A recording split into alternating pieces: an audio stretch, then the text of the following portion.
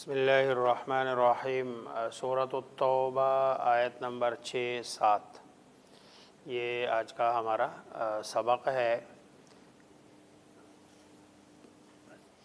پیچھے جو 5 آیات پڑھی ہے اس میں 2 قسم کے مشرکین کا تذکرہ ہوا۔ ایک وہ جن کے ساتھ معاہدہ تھا یا نہیں تھا، اور اگر معاہدہ تھا تو اس کے لیے کوئی ٹائم فریم نہیں تھا، تو ان کے لیے تو بتا دیا کہ ان کے ساتھ آج کے بعد سارے معاہدے ختم۔ دوسرے قسم کے وہ مشرکین ہے کہ جن کے ساتھ معاہدہ تھا اور اس معاہدے کے لیے کوئی ٹائم بھی مقرر تھا، چنانچہ ان کے لیے بتایا گیا ہے کہ بھئی ان کے ساتھ جو معاہدہ ہے، جو ٹائم ہے، اس کو پورا کر لو۔ اور اس وقت رسول اللہ صلی اللہ علیہ وسلم کہ جن مشرکین کے ساتھ معاہدے تھے، جو سب سے بڑا معاہدہ تھا وہ 9 مہینے کا تھا۔ گویا کہ 9 مہینے تک کچھ معاہدے تھے، کسی کے ساتھ 4 مہینے کا، کسی کا 6، کسی کا 7۔ آخری جو معاہدہ تھا وہ 9 مہینے کا تھا۔ گویا کہ 9 مہینے تک کا ٹائم ان کو دے دیا جائے۔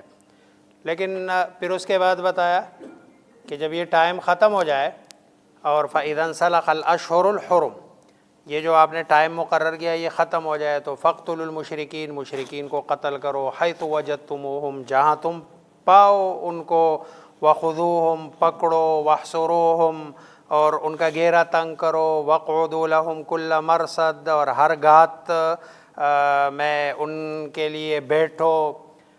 تو اس سے بظاہر یہ لگ رہا ہے کہ بھئی اگر گویا کہ مشرکین کے لیے دین کے سیکھنے کا دروازہ بالکل بند کیا جا رہا ہے۔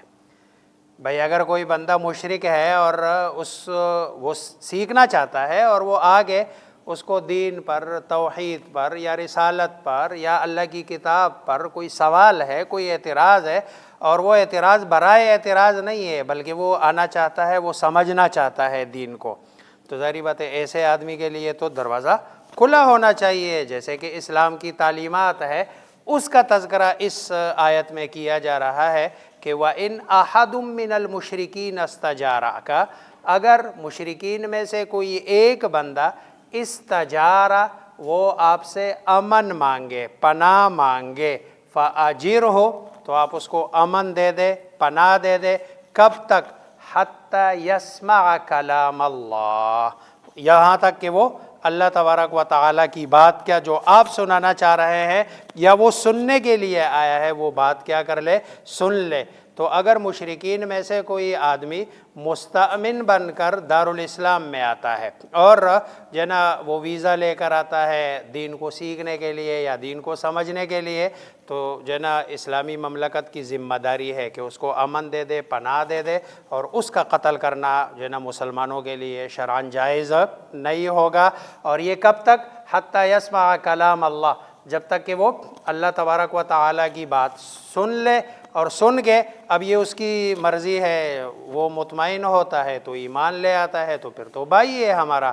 اور اگر وہ مطمئن نہیں ہوتا، ایمان نہیں لاتا، تو ثم ابلغہ مأمنہ، پھر اس کو امن کی جگہ تک پہنچاؤ، یعنی جہاں سے وہ آیا ہے وہاں واپس کر دو۔ یہ نہیں ہے کہ وہ ایمان نہیں لایا اور مطمئن نہیں ہوا تو تم اس کو قتل کرو، اس کو قتل کرنے کی اجازت نہیں ہے، بلکہ ثم ابلغہ مأمنہ، وہ جو امن کی جگہ جہاں سے وہ آیا ہے وہاں تک اس کو کیا کر لو، یہ پہنچانا بھی تمہاری کیا ہوگی، ذمہ داری ہوگی۔ اسی لیے جو اسلامی ملک میں آنے والے لوگ ہوتے ہیں اور یا رہنے والے لوگ ہوتے ہیں، 2 طرح کے ہوتے ہیں۔ ایک کو ذمی کہتے ہیں، ذمی تو باقاعدہ اس ملک کا باشندہ کہلاتا ہے، اس کے احکامات تو وہی ہے جو ایک مسلمان کے ہیں۔ دوسرے کو مستامن کہتے ہیں، مستامن باقاعدہ اس کے پاس ID کارڈ نہیں ہوتا، اس ملک کا باشندہ نہیں ہوتا، لیکن اپنے کسی کام کے لیے ویزا لے کر وہ آیا ہوتا ہے۔ ان دونوں کو اسلامی حکومت میں قتل کرنا اور یہ شرعاً جائز نہیں ہے۔ چنانچہ رسول اللہ صلی اللہ علیہ وسلم کے زمانے میں بھی بعض لوگوں نے خود ذاتی طور پر کسی کو امان دیا، کسی کو پناہ دے دی ہے۔ تو جیسے کہ رسول اللہ صلی اللہ علیہ وسلم کی کزن ہے، حضرت علی رضی اللہ تعالی عنہ کی بہن ہے ام ہانی، فتح مکہ والے موقع پر انہوں نے اپنے جو ان کے سسرالی رشتہ دار تھے نا، ان کے 2 بندے ایسے تھے کہ انہوں نے گھر میں ان کو پناہ دے دی. تو حضرت علی رضی اللہ تعالیٰ عنہ کو پتہ چلا کہ بہن ام ہانی نے 2 بندوں کو پناہ دی، تو حضرت علی نے کہا ہوگا کہ بھئی میں ان کو چھوڑوں گا نہیں، میں ان دونوں کو قتل کروں گا. تو حضرت ام ہانی رسول اللہ صلی اللہ علیہ وسلم کے پاس آپ کے گھر تشریف لے کے آئی ہے. آپ صلی اللہ علیہ وسلم اس وقت غسل فرما رہے تھے. حضرت فاطمہ رضی اللہ تعالی عنہ نے پردہ کیا ہوا تھا، اور ام ہانی نے سلام کیا. انہوں نے کہا مرحبا بام ہانی. آپ صلی اللہ علیہ وسلم جب فارغ ہو کے فرمایا جی کیا مسئلہ ہے آپ کا؟ انہوں نے کہا میں نے اپنے 2 سسرالی رشتہ داروں کو پناہ دی، اور میرا یہ ماں کا بیٹا ہے. ادھر لفظ ماں کا بیٹا کہا ہے، حدیث میں جو الفاظ ہے کہ میری ماں کا یہ جو ہے نا بیٹا کہہ رہا ہے کہ میں ان کو قتل کروں گا. تو آپ صلی اللہ علیہ وسلم نے فرمایا کہ آجرت من آجرت، جس کو آپ نے پناہ دیا اس کو میں نے پناہ دے دی ہے، یعنی اس کو کوئی بندہ قتل نہیں کر سکتا. تو اللہ تبارک و تعالیٰ فرما رہے اچھا ذالک بانہم قوم لا یعلمون. اصل میں اس کی جو پیچھے جو بات ہے نا اس کی علت کیا ہے؟ ذالک اس وجہ سے بانہم قوم لا یعلمون، کہ یہ اب ایسی قوم ہے کہ ان کے پاس ابھی دین کا علم، یہ نہ سمجھ ہے، ان تک دین کا پیغام پہنچا نہیں ہے، دین کی حقیقت سے یہ واقف نہیں ہے. یہ ان لوگوں کی بات ہو رہی ہے کہ جو دین کی حقیقت سے واقف نہیں ہے. اور اب یہ جب آپ کے پاس آئیں گے، آپ کے پاس اٹھیں گے بیٹھیں گے، دین کی حقیقت ان کو سمجھ آ جائے گی، اسلام کی حقیقت سمجھ آ جائے گی، تو یہ ایمان لے آئیں گے. پھر آگے جنا اسی بات کو دوبارہ دہرایا جا رہا ہے. 2 قسم کے لوگ تھے، پہلے جملے میں پہلے والوں کا تذکرہ ہے اور دوسرے جملے میں دوسرے لوگوں کا تذکرہ ہے. کیف یکون للمشرکین، کیف کیوں کر، اس کو کہتے ہیں استفہام انکاری. سوال ہے لیکن بمعنی انکار، کہ بھئی یہ ایسا کام کیوں کر کیا جا سکتا ہے. کیف کیوں کر، یکون للمشرکین عہد ہوگا مشرکین کے لیے معاہدہ عند اللہ، اللہ کے پاس، اور وعند رسولہ، اور اس کے رسول کے پاس، کہ ان کو دین کی تعلیمات ساری پہنچ گئی ہے. آپ صلی اللہ علیہ وسلم نے ان کو سمجھایا، دعوت دی، تبلیغ کی، ساری چیزیں ان کے سامنے واضح، اسلام کی تعلیمات، اسلام کی حقانیت اور رسول اللہ صلی اللہ علیہ وسلم کی رسالت اور اس کی حقانیت، یہ ساری چیزیں ان کے سامنے واضح ہے. اب ان کے سامنے اور ان کے ساتھ معاہدے کی کوئی وجہ باقی نہیں رہی. یہ پہلے والوں کا تذکرہ ہے. دوسرے والوں کا الا الذین عاہدتم، سوائے ان لوگوں کے کہ جن کے ساتھ تم نے معاہدہ کیا عند المسجد الحرام، کس کے پاس؟ مسجد حرام کے پاس. اور معاہدے کے بعد فمستقاموا لکم، پس وہ استقامت یعنی قائم رہے اس معاہدے پر، لکم تمہارے لیے، تو فاستقیموا تو تم بھی قائم رہو اس معاہدے پر، لہم ان کے لیے. ان اللہ یحب المتقین، کیونکہ معاہدہ بھی گویا کہ اس کا پورا کرنا، اگر دوسرا آپ کے ساتھ معاہدہ نہیں توڑ رہا ہے تو یہ بھی تقوی ہی کی، پرہیزگاری ہی کی ایک صورت ہے. اور اللہ تبارک و تعالی متقین پرہیزگاروں کے ساتھ کیا کرتے ہیں؟ محبت کرتے ہیں. وَإِنْ أَحَدٌ مِّنَ الْمُشْرِكِينَ، اور اگر احد کوئی ایک، من المشرکین مشرکین سے، استجارک پناہ طلب کرے، کا آپ سے. یہ استجارہ کا میں نے پہلے بھی بتایا، استفعال یہ سین تھا، اس کے معنی جو ہے نا طلب کے ہوتے ہیں. جیسے میں نے کہا آج کل ہمارے اس میں عدالتوں میں ایک لفظ استعمال ہوتا ہے استغاثہ، تو استغاثے کے بعد استغاثے کے معنی یہی ہوتے ہیں مدد طلب کرنا.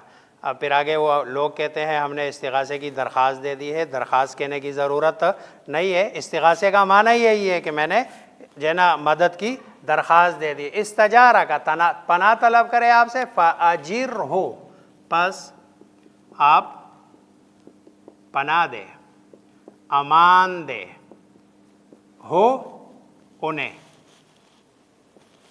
اسے، حتیٰ یہاں تک، یسمع وہ سن لے. یہاں سننے سے مراد کانوں سے سننا نہیں، یہاں سننے سے مراد سمجھنا، یعنی وہ اللہ کی بات کو سمجھ جائے. حتی یسمع کلام اللہ، یہاں تک کہ وہ سن لے کلام اللہ، اللہ کی کلام کو جو وہ سمجھنے آیا. ثم پھر ابلغ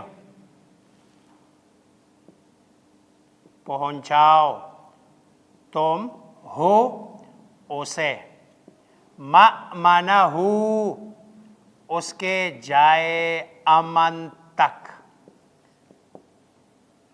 یہ مأمن اس میں ظرف کا صیغہ ہے، ظرف جگہ مقام اور جو ہے نا وقت کو بتاتا ہے. مأمن مأمنہ اس کے جائے امن تک اس کو پہنچاؤ. ذالک یہ بأنہم بوجہ اس کے کہ وہ قوم ایسی قوم ہے لا یعلمون جو جانتے نہیں ہے. کیف یکون کیوں کر ہوگا للمشرکین مشرکین کے لیے عہد معاہدہ عند اللہ اللہ کے پاس وعند رسولہ اور اس کے رسول کے پاس. الا الذین عاہدتم سوائے ان لوگوں کے جن کے ساتھ عاہدتم تم نے معاہدہ کیا